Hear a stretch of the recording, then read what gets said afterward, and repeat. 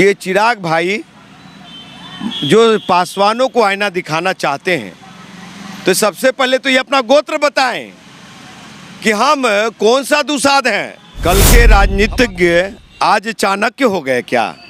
समझे, इनको तो पता ही नहीं है कि राजनीति क्या है। बिहार की राजनीति वो है कि उड़ते हुए चिड़िया के भी पंख में हल्दी लगा करके भेज दिया जाता है। आटे पे टैक्स, चावल पे टैक्स, क्या बोलते घी पे टैक्स, दाल पे टैक्स, दही पे टैक्स, दूध पे टैक्स, मलाई पे टैक्स, मक्खन पे टैक्स, कफन पे टैक्स, आटा पे टैक्स। और चिराग भाई अभी भी वक्त है, संभल जाइए और बिहार के पासवानों की बात कीजिए, दलित शोषित वर्गों की बात कीजिए।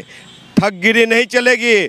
दिल्ली से आकर के बोनट पे हाथ हिला करके हेलीकॉप्टर उड़ा के अब चले जाइएगा, ये नहीं चले। बाहुबली फर्स्ट, चिराग फर्स्ट का संकल्प यात्रा, परिवार फर्स्ट, चिराग फर्स्ट का संकल्प यात्रा है ये। और आपको बता दूं कि जिस तरह से 50 साल तक गुलाम बनाया इनके शाही पासवान एंड परिवार पार्टी का मुखिया स्वर्गीय रामविलास पासवान जी, तो उसी तरह से चिराग भी संकल्प कर चुका है कि किसी पासवान को टिकट नहीं देंगे। तुम मेरा झंडा ढोते रहो लेबर मजदूर बनाने के लिए इस संकल्प यात्रा। देखिए, एक तरफ जहां बिहार की तमाम पार्टियां लोकसभा चुनाव की तैयारी कर रही है, वहीं चिराग पासवान लोजपा रामविलास के जो सुप्रीमो हैं, जमुई से सांसद हैं, चिराग पासवान जो है विधानसभा चुनाव की तैयारी में अभी से ही जुट गए हैं। इसको लेकर के उन्होंने संकल्प यात्रा भी निकाला है, कल उसको हरी झंडी दिखाई गई थी। हमारे साथ बात करने के लिए राजकुमार पासवान जी हैं। क्या लगता है, संकल्प यात्रा बिहार फर्स्ट, बिहारी फर्स्ट संकल्प यात्रा निकाला गया है? साहब, पहले ये 2024 का लोकसभा चुनाव जीतेंगे तब न संकल्प यात्रा कोई संकल्प होगा। और ये संकल्प यात्रा नहीं है, ये मोदी जी का चुनाव जिताने का संकल्प यात्रा है। कितना नंबर्स ऑफ सीट मिलेंगे चिराग पासवान, वो संकल्प यात्रा है। बाहुबली बिहार फर्स्ट, बिहारी फर्स्ट का संकल्प यात्रा नहीं है ये। बाहुबली फर्स्ट, चिराग फर्स्ट का संकल्प यात्रा, परिवार फर्स्ट, चिराग फर्स्ट का संकल्प यात्रा है ये। और आपको बता दूं कि जिस तरह से 50 साल तक गुलाम बनाया इनके शाही पासवान एंड परिवार पार्टी का मुखिया स्वर्गीय रामविलास पासवान जी, तो उसी तरह से चिराग भी संकल्प कर चुका है कि किसी पासवान को टिकट नहीं देंगे। तुम मेरा झंडा ढोते रहो लेबर मजदूर बनाने के लिए इस संकल्प यात्रा है।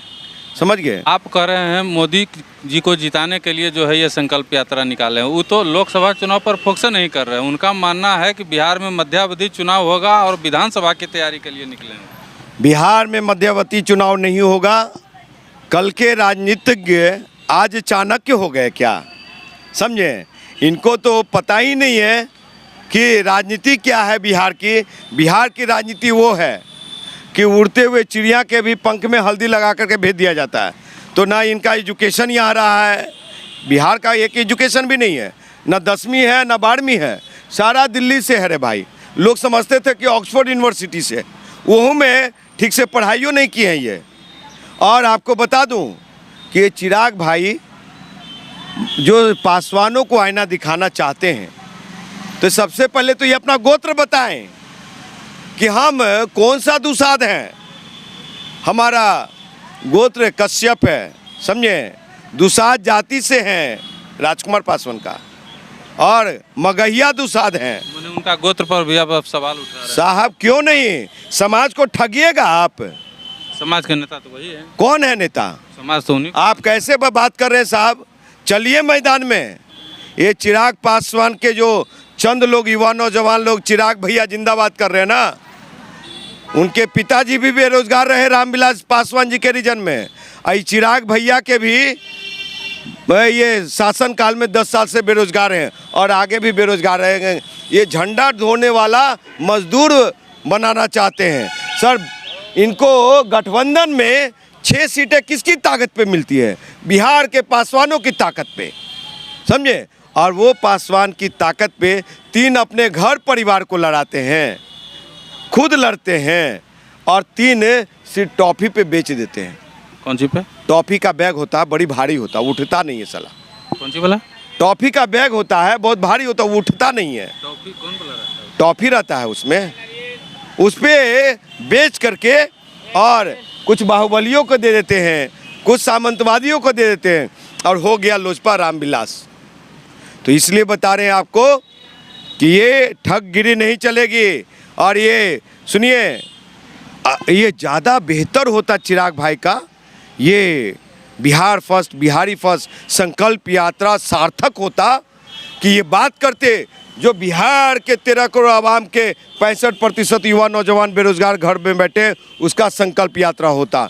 मोदी जी जो महंगाई बढ़ाए, टैक्स लगाया, आटे पे टैक्स, चावल पे टैक्स, क्या बोलते घी पे टैक्स, दाल पे टैक्स, दही पे टैक्स, दूध पे टैक्स, मलाई पे टैक्स, मक्खन पे टैक्स, कफन पे टैक्स, आटा पे टैक्स, भैया वो टैक्स को कम करने के लिए वो संकल्प यात्रा होता तो ये सार्थक होता। ये सारा निरार्थक है।